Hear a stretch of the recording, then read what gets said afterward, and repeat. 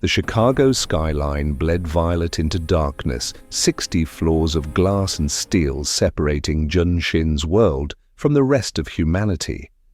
Inside the penthouse, sandalwood incense curled through air thick enough to choke on, mixing with the low electric hum of the city that never stopped scheming below. Desmarie stood 3 feet from his desk, her tablet pressed against the sapphire silk of her dress, watching Jun's fountain pen scratch across documents that would relocate 3 rival shipping hubs without a single shot fired. He didn't need guns, he had something far more dangerous: information, leverage, and a woman who knew where every digital skeleton was buried. That was the architecture of their 4-year arrangement. This careful construction of professional distance and the kind of tension that vibrated between them like a violin string pulled too tight, humming a note neither of them dared name. Jun signed his name with the precision of a surgeon, his dark hair falling forward as the tattoo on his neck, a creeping vine of thorns, shifted with each controlled breath. His silence wasn't empty, it was a weapon he'd sharpened to a lethal edge. Desmarie's phone chimed, a soft disruption in their synchronized rhythm. She glanced down, and something transformed her face. A smile. Genuine, unguarded, the kind of smile Jun realized, with a jolt that felt like a blade between his ribs, she had never once given him. "I'm leaving early tonight," she said, her voice steady as stone.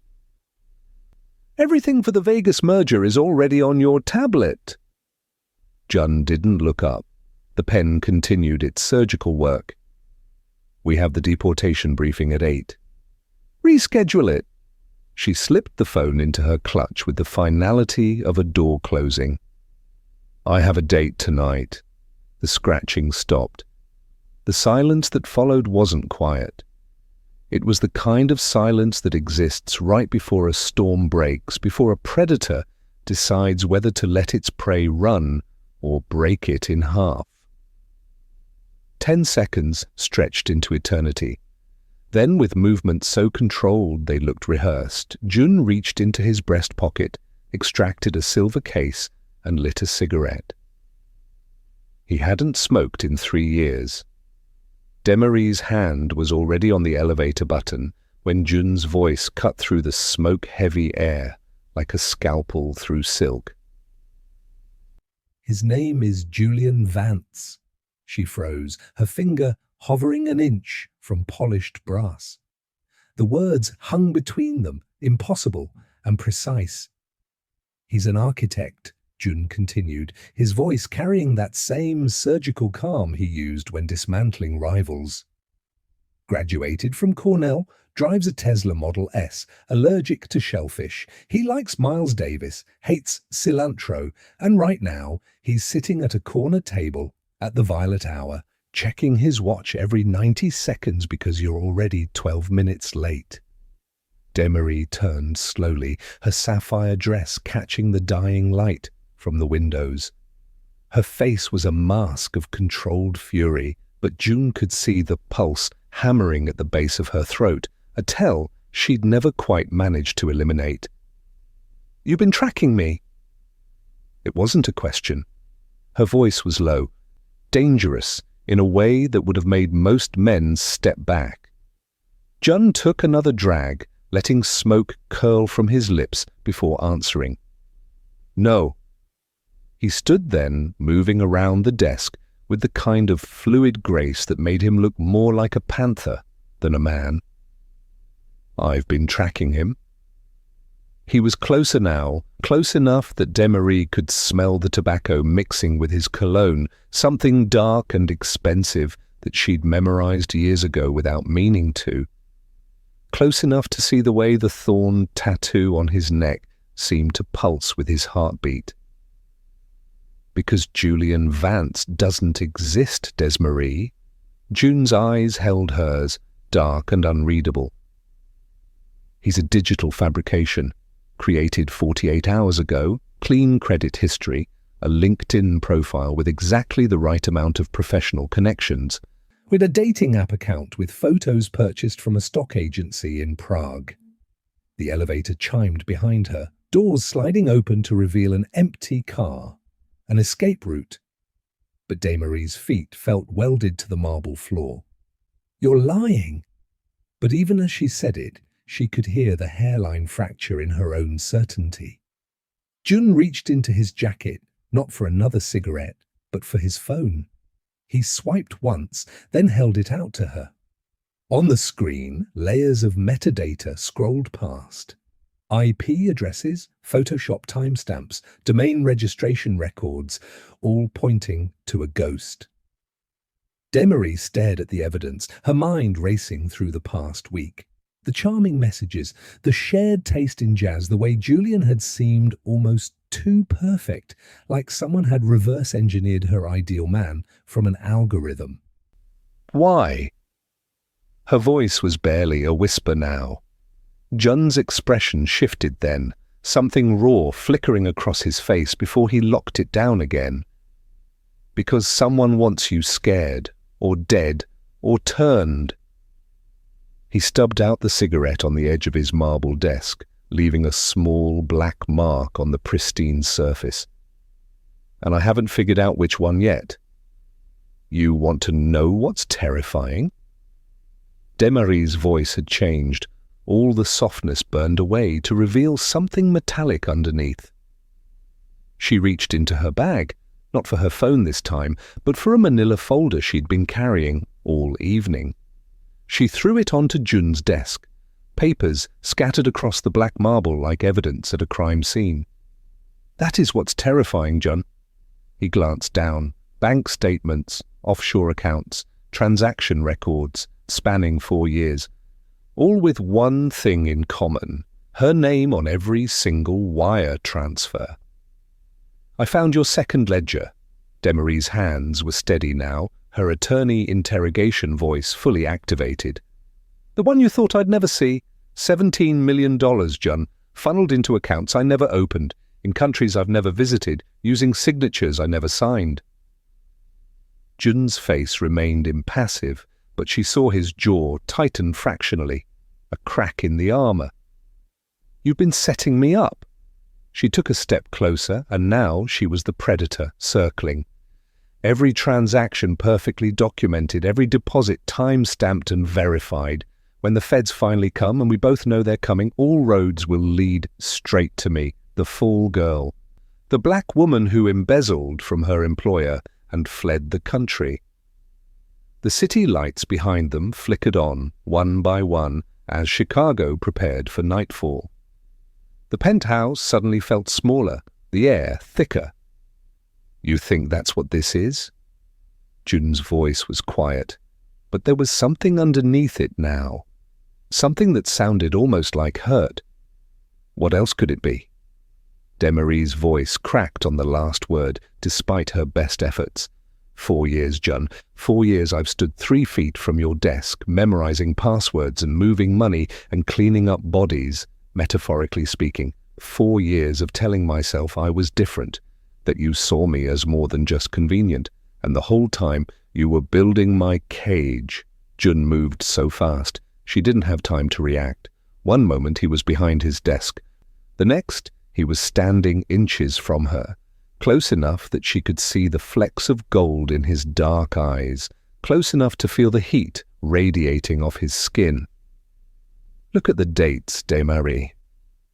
His voice was low, almost gentle, which somehow made it more dangerous. Go on, look at them. She didn't want to, but she found herself glancing down at the papers scattered across his desk, her eyes finding the timestamps almost against her will. The first deposit, the day after she was hired. The second, 3 days later. Regular transfers every month for 4 years, growing steadily larger with each passing quarter.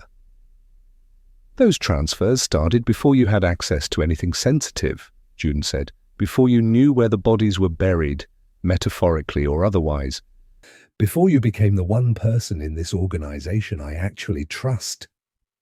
Jun reached past her, his arm brushing against hers as he grabbed the scattered papers and aligned them with meticulous precision. The contact was brief, but it left a trail of heat across Desmarie's skin that she hated herself for noticing. "That money isn't a trap," he said, laying out the documents in chronological order. "It's an exit strategy." Desmarie's breath caught. "What?" "The day after I hired you, I knew." Jun's voice was softer now, but no less intense. "I knew you were too smart, too capable, too good to spend your life in a world like mine. So I started building you a way out." He pulled up a different screen on his tablet, showing a portfolio that made Desmarie's head spin. Legitimate investments. Clean money. Laundered through so many legal channels it had come out pristine on the other side. Real estate in her name, bonds, stock portfolios, a Swiss account with a balance that could fund 3 lifetimes. 17 million in liquid assets, Jun continued. Another 23 in investments that mature over the next decade. It's more than enough to disappear, to become anyone you want to be, an architect in Barcelona, a gallery owner in Paris, a woman who never has to make choices like the ones you've made for me. Desmarie stared at the numbers, her mind refusing to process what she was seeing. "I don't understand." "I was making sure that if I ever disappeared, if I ever went to prison or died or burned this empire to the ground, you'd never have to work for a man like me again." Jun's hand moved as if to touch her face, then stopped, hovering in the charged space between them. "You were never the fall girl, Desmarie. You were always the one who got away." The sincerity in his voice was more terrifying than any threat. Because threats, she understood. Threats she could defend against. But this raw, unguarded honesty, this she had no armor for. Then why lie about Julian? Her voice was barely audible. Jun's expression hardened again, the vulnerable moment sealing over like a wound. "Because I'm not lying." He turned the tablet around, pulling up a different screen. Live security footage, the Violet Hour restaurant, corner table. And there sat Julian Vance, exactly as Jun had described him, checking his watch. But he wasn't alone. Across from him sat a man in a grey suit, a man whose face Desmarie recognized from news reports and courthouse steps, and the nightmares of everyone in Jun's world. Marcus Reeves, the district attorney who'd built his career on dismantling organized crime operations. "Your date isn't an architect," Jun said quietly. "He's a deep cover informant, and he's not after me, Desmarie." The camera angle shifted, zooming in on Julian's face as he spoke to the DA. In his hand was a photograph. Jun enhanced the image. It was Desmarie's staff ID photo. "He's after the keys you hold." The elevator chimed again. Desmarie spun toward the sound, her instincts screaming at her to run. But the doors slid open to reveal not the security team she expected. Min-Ho Shin stood in the car, his usually perfect hair disheveled, his designer jacket hanging open. In his right hand was a suppressed pistol, the matte black metal catching the ambient light like a promise. But he wasn't pointing it at Desmarie. The barrel was aimed directly at his brother's chest. "I'm sorry, Hyung," Min-Ho said, his voice trembling with something that might have been regret, or fear, or both. "But this has gone on long enough." Jun didn't move. He didn't reach for a weapon, or dive for cover. He simply stood there, still too close to Desmarie, his body angled slightly in front of hers, in a way that was probably unconscious, but made her heart do something complicated and unwelcome. "Put the gun down, Min-Ho." Jun's voice carried no fear, only a bone-deep weariness. "I can't." Min-Ho stepped out of the elevator, the weapon never wavering. His eyes flicked to Desmarie, and there was genuine anguish there. The DA didn't find us on his own, Jun. Someone gave them the entry codes to our server farm. Someone with access to everything. The accusation hung in the air like smoke. Desmarie gave them the codes last night, Min-ho continued, and now there were tears tracking down his face. She's the one who sold us out. She's been working with the feds for 6 months. Desmarie felt the accusation like a physical blow. That's insane. I never— Your phone, Min-ho cut her off.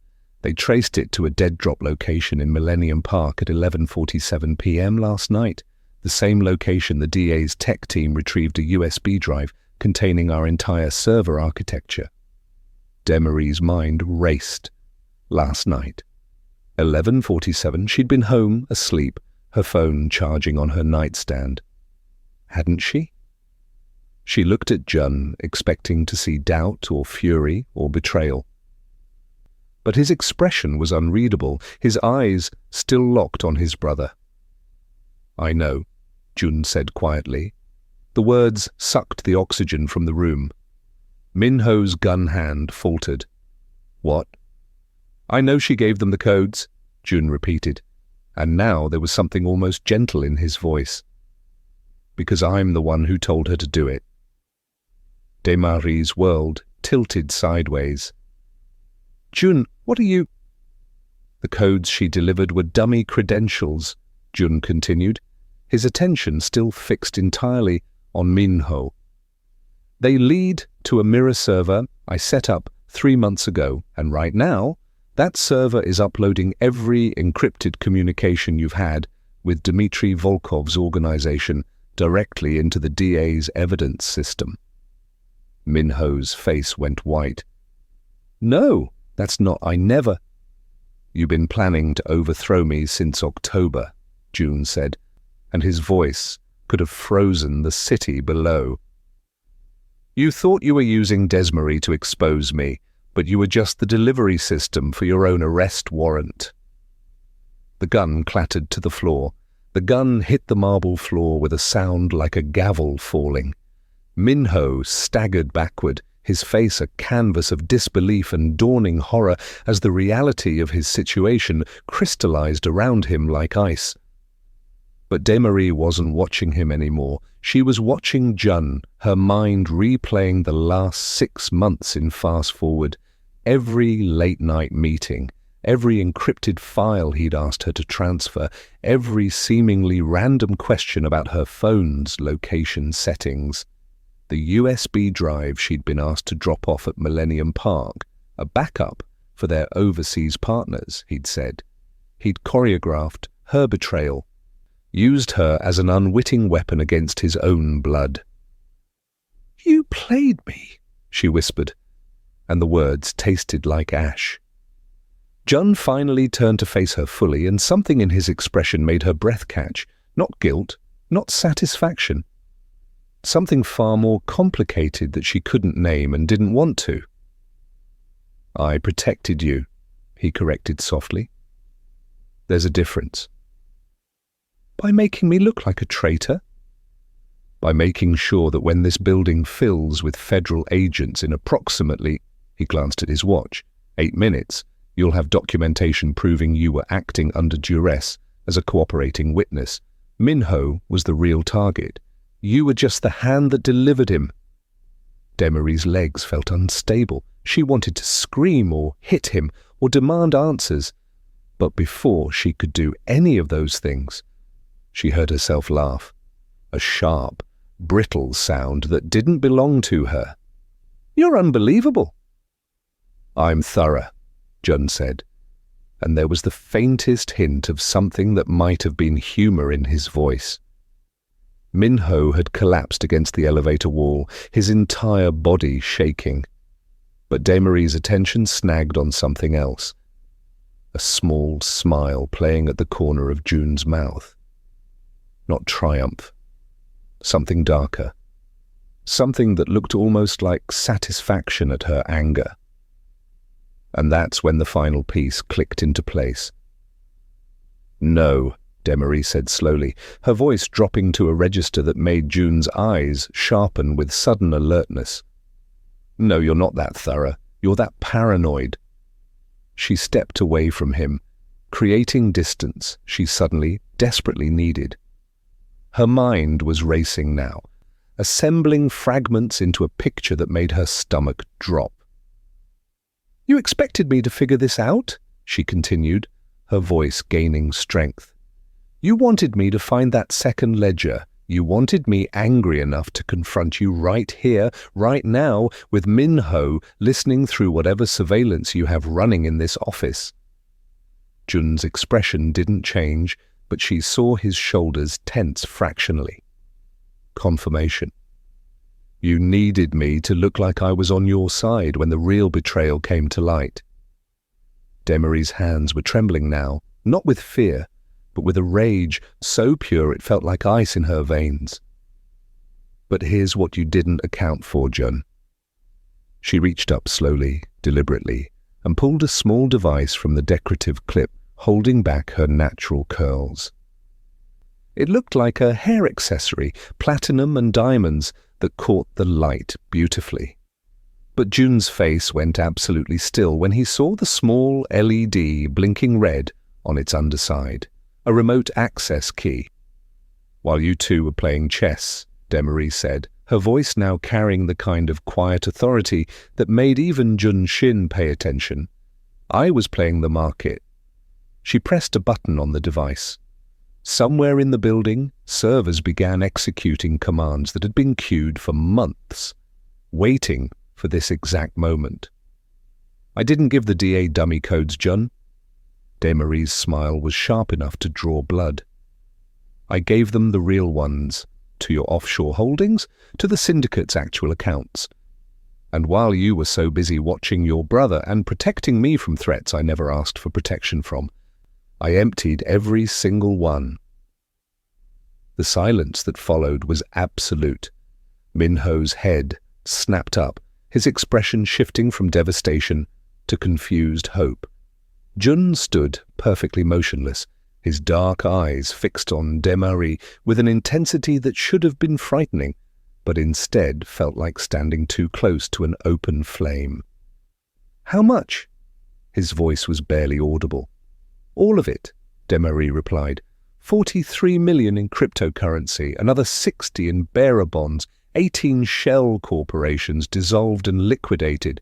I've been moving your money for 4 years, Jun. Did you really think I didn't know where the real vaults were? For 3 seconds. That felt like 3 years. Nobody moved. Then Jun laughed. It started low, almost inaudible, then built into something rich and genuine and utterly unexpected. He laughed like a man who'd just heard the punchline to a joke he'd been waiting his entire life to hear. Min-ho stared at his brother like he'd lost his mind. Hyung, she just stole everything. I know, Jun said, and he was still laughing, his eyes never leaving Desmarie's face. I know she did. He moved toward her then, not with the predatory grace he'd shown earlier, but with something that looked almost like relief. He stopped just inches away, close enough that Desmarie could see the gold flecks in his irises, close enough to watch his pupils dilate in the low light. I put a tracker in the currency itself, Jun said softly, intimately, like he was sharing a secret meant only for her. At the blockchain level, embedded in the code. Every coin you moved, every bond you transferred. They're all sending location pings to a satellite network I own. Desmarie's triumphant expression faltered. You're lying. I'm really not. Jun reached up slowly, giving her time to pull away if she wanted to, and tucked a loose curl behind her ear.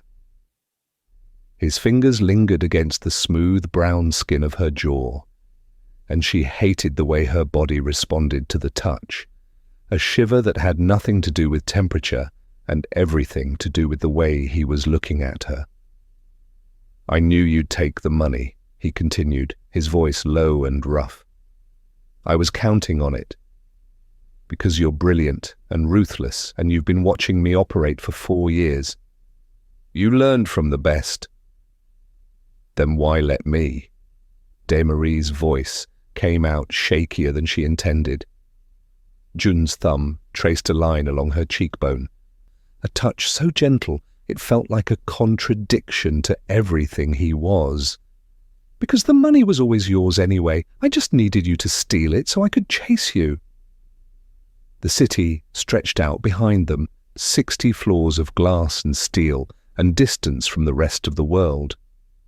Somewhere below, sirens were beginning to wail. The federal raid Jun had mentioned. The carefully orchestrated collapse he'd been planning for months, maybe years. You wanted a date tonight, Desmarie? Jun's other hand came up to frame her face, his touch achingly careful, despite the calluses she could feel on his palms. You have one, with me, on a plane to a country with no extradition treaty and no questions about where money comes from. You're insane, but she didn't pull away. I'm practical, Jun corrected. I needed to burn my empire to the ground. You needed to believe you'd beaten me. We both got what we wanted. Desmarie's mind was reeling. You orchestrated your own downfall just to, what, run away with me? Not run away. Jun leaned closer, his forehead almost touching hers. Start over, as equals, no boss, no assistant, no power dynamic. Just two people who are too smart and too damaged and too dangerous for the normal world. Behind them, Min Ho made a sound of disgust. This is insane. You're both insane. Probably, Jun agreed, without looking away from Desmarie. But insanity seems like a reasonable response to wanting something you can't have while being trapped in a life you never chose. And what about him? Desmarie nodded toward Min Ho, her eyes searching Jun's face for any sign of regret or guilt. He'll take the deal the DA offers him. Testify against the Volkov organization, spend 3 years in minimum security, and come out with his life. Jun's voice was matter-of-fact. I made sure the evidence against him was serious enough to flip him, but not serious enough to bury him. He's my brother. I'm not a monster. You're something, Desmarie muttered. Jun's smile was slow and devastating. I'm yours, if you want me. The sound of boots on stairs echoed from somewhere far below. The federal agents were in the building now, moving through floors with the systematic precision of a military operation. They had maybe 3 minutes before this penthouse became a crime scene. Desmarie should have been running, should have been putting as much distance as possible between herself and Jun Shin and this spectacular disaster. Instead, she found herself studying his face like it was a map to territory she'd been forbidden to explore for 4 years. What makes you think I'd go anywhere with you? She asked, but her voice had lost its edge. Because you're still here. Jun's hands slid from her face to her shoulders, his touch burning through the silk of her dress. Because you could have run 10 minutes ago and you didn't. Because you spent 4 years watching me from 3 feet away, and I spent 4 years pretending I didn't know you were the most dangerous person in my world. Dangerous how? You made me want something more than power. His admission hung between them, vulnerable and raw. That's the most dangerous thing of all. Desmarie's breath caught. She'd imagined this moment in 1,000 different ways during countless sleepless nights. Imagine Jun finally admitting he saw her as more than an asset, but she'd never imagined it like this, surrounded by the burning wreckage of his empire, with federal agents closing in, with his brother watching from the elevator like they were performing a play he didn't understand. The date at the jazz club was a boring idea anyway, Jun murmured, echoing her own thoughts from earlier, in a way that made her wonder if he'd been reading her mind all along. I don't know. Desmarie allowed herself a small smile, the first genuine one she'd given him in 4 years. "I think the suspense was worth it." The lights flickered, emergency protocols engaging, the building's systems recognizing law enforcement override codes. They were out of time. Jun's hand found hers, his fingers threading through hers with surprising gentleness. "There's a helicopter on the roof. Pilot's been on standby since 6 o'clock. He'll take us to a private airfield. From there, São Paulo, then Singapore, then anywhere you want to go." "And if I say no?" Something complicated moved across Jun's face. "Then I hand myself over to the agents downstairs. You take your 40 million and disappear, and we both spend the rest of our lives wondering what would have happened if we'd been brave enough to try." It wasn't a threat.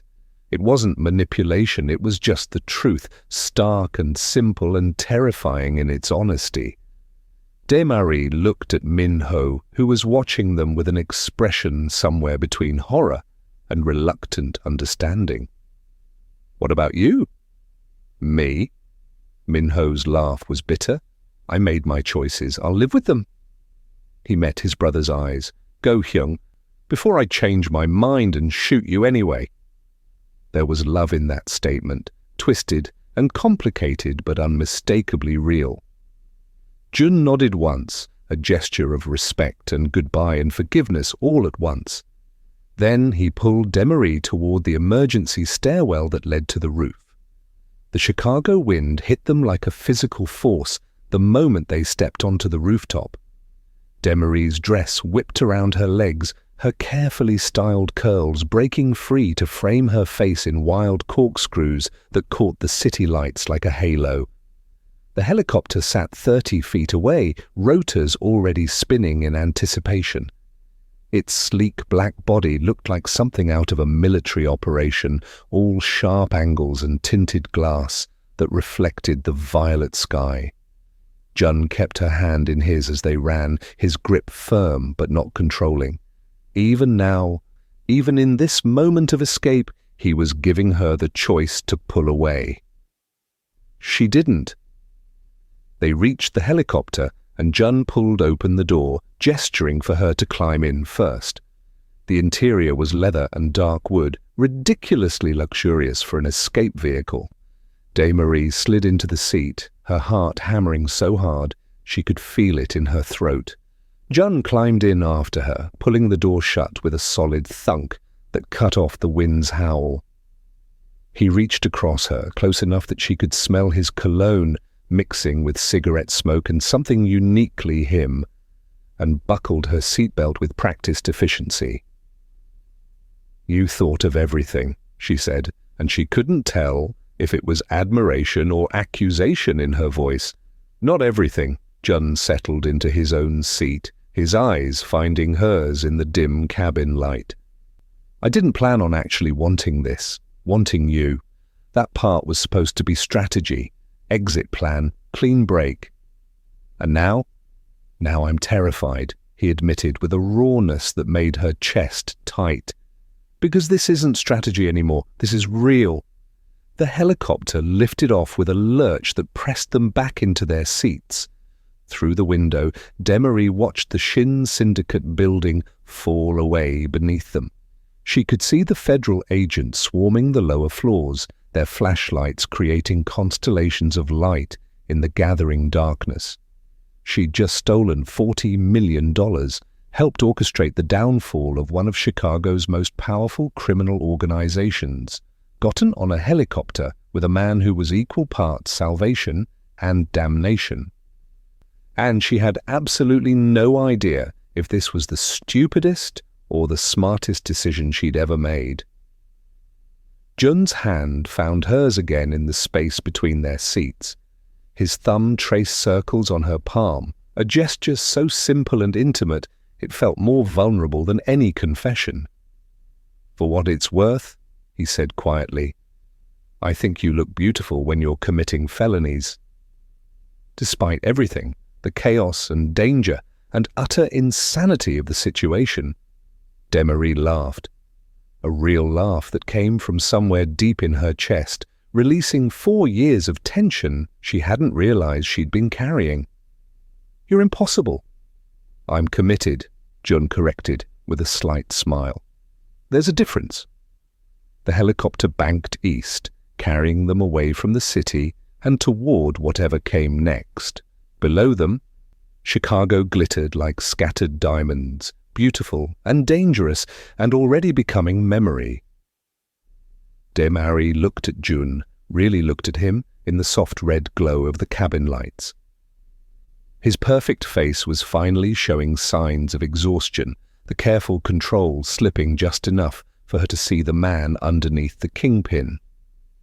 The thorned tattoo on his neck seemed less threatening now, more like a mark of everything he'd survived to get to this moment. "So what happens now?" she asked. Jun's eyes held hers with an intensity that made the air between them feel charged. "Now we find out if two people built for destruction can build something together instead." The helicopter climbed higher, carrying them into darkness and uncertainty and possibility. Behind them, the Empire burned. Ahead, nothing was guaranteed except each other. And somehow, impossibly, that felt like enough. "So here's what I need to know. When exactly did you realize they were always meant to end up together? Was it the cigarette? The money? The moment she stole everything and he smiled? Drop a comment and let me know, because this story just proved that sometimes the best endings come from burning everything to the ground. If you're still breathing after that finale, hit subscribe, because I've got more twisted romances coming your way. And one last thing, what city are you in right now? I want to know how far this story traveled tonight.